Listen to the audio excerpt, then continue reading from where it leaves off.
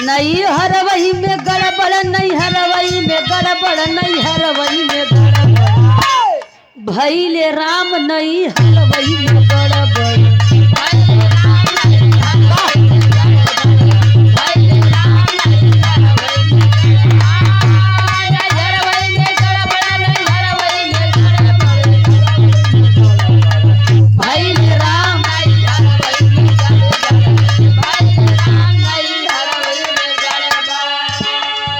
नैया डूबे पत्थर उतिराई हो,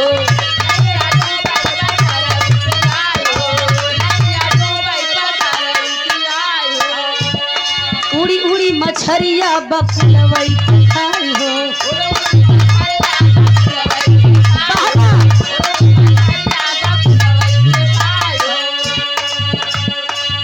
कितनी सुंदर लाइन बा। नैया डूबे पत्थर उतिराई हो और उड़ी उड़ी मछरिया बकुलवई के खाई हो। जमाना भी धीरे धीरे उल्टा होत बा। पहले लोग पढ़ा लिखा नहीं रहत रहन, पर प्रेम रहा, एकता रहा, व्यवहार रहा। अब जैसे जैसे लोग पढ़ा लिखा शिक्षित हो जाते हैं वैसे वैसे मन में कुरीति भ्रष्टाचार बढ़ा जाता। ज्ञान तो बढ़ा जाता लेकिन संस्कार घटा जाता। संस्कार घटा जात बा। अब देख ला योगी, योगी को देख ला, योगी दो चिलम गाजा ही चे मस्त। अब दुनिया का करता, गांव देश का करता। अब मोदी का मतलब महंगाई चरम सीमा पार करता। उनके काले देख बा। अब मेहरारू लड़का होते तो जनते लड़का को फीस भरे के बा, बिटिया को बियाह करे के बा।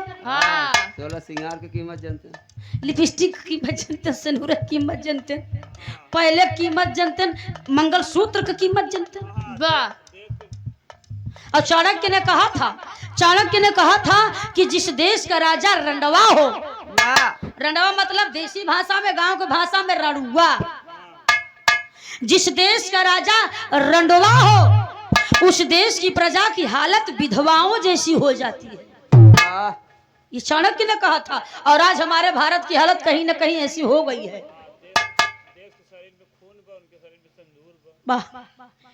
दुनिया के शरीर में खून बा लेकिन मोदी के शरीर में सिंदूर बा। नैया डूबे पत्थर उतिराई हो, नैया डूबे पत्थर उतिराई हो, नैया डूबे पत्थर उतिराई हो, उड़ी उड़ी मछरिया बकुलवई के खाई।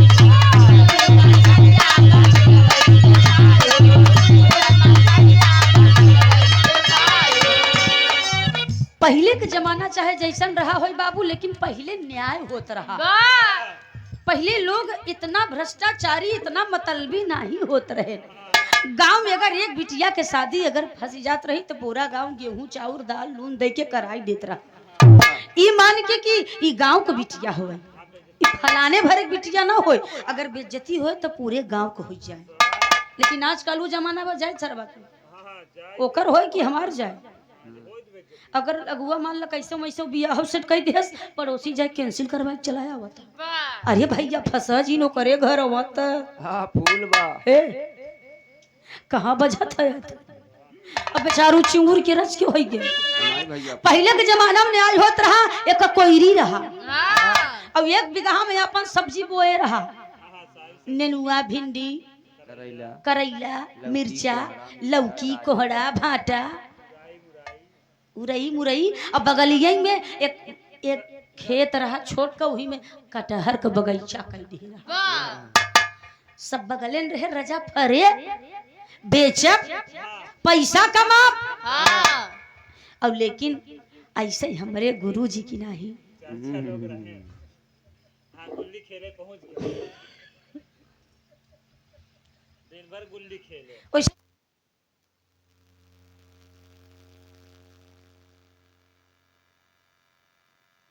वाह, सही कह याद देवा है। वाकई में जिस घर में 4 बेटियां हो जाए बाबू। हम बम्बई गई रहे गाँव, अब एक जने हमारे इनाम देहन 500। कहाँ बिटिया हमारे 11 बिटिया हैं। भैया कसम से हम पहले बैठा सांस लिया, हम कहा जे करे 5-6 है। वो इतना परेशान बा। अब जे करे भगवान 11 बिटिया दे हैं।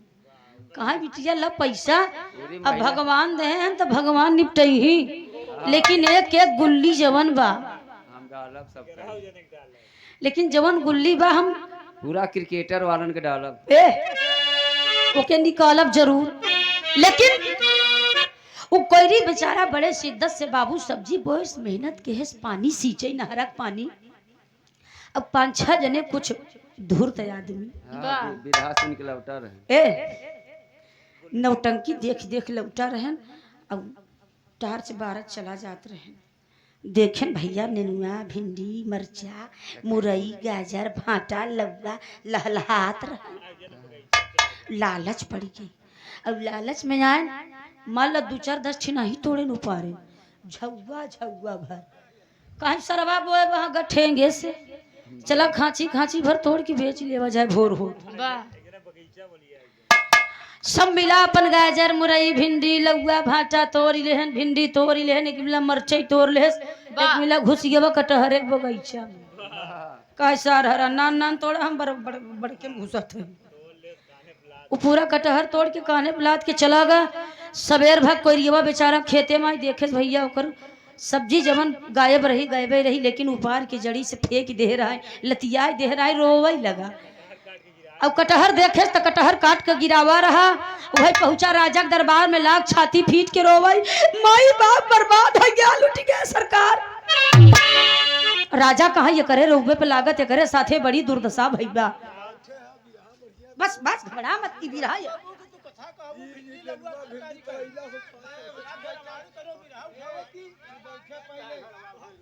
भैया, हम बिरहा शुरू करे है, बैठबा तब ना।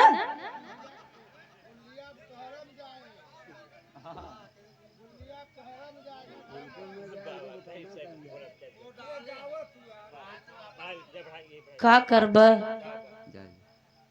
ए भैया। हाँ, राजा साहब कहे तुम चिंता मत करो, हम न्याय करेंगे चाहे जो हो जाए। मंत्री के बुलाएं, कहा एक काम करा, ये गरीब बा और गरीब को मदद करे के बा।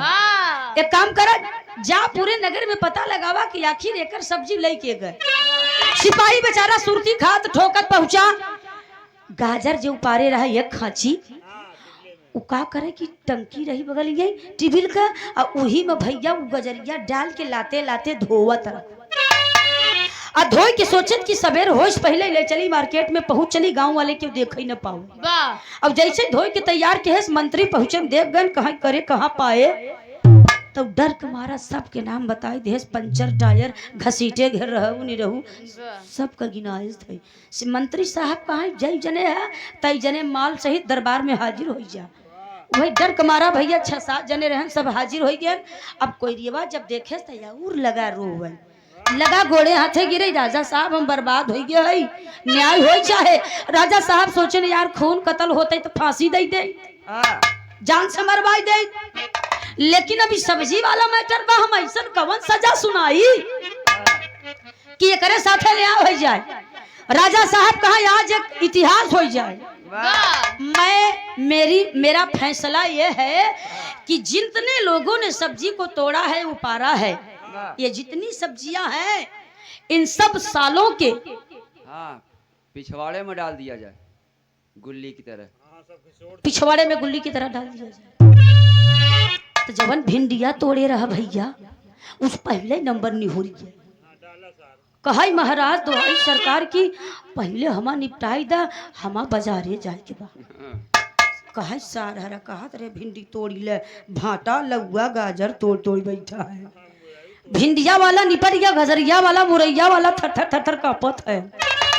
ओहनो के हर भवा बगलिया भाटा वाला खड़ा बा, भटवा वाला उ भटवा हतवा में लेके लाग हंसई। जब हंसई लाग त राजा से बर्दाश्त नहीं भे, राजा गुस्सा में लाल, अरे मूर्ख, एक तो चोरी करता है ऊपर से हंस रहा है। कहे साहब हमारे अपन टेंशन नहीं बा, हमार तो भाटा या लमका वाला, लेकिन जवन हमारे कका है ये कटहर वही तोड़ी ले है, हमार तो भाटा या हमारे कका कटहरवा कैसे करी। कांटा वाला, कांटा वाला। आइए भैया बिरहा से ही की शुरुआत बा। ए भैया भूमिका की लाइन में कहना बा कैसे,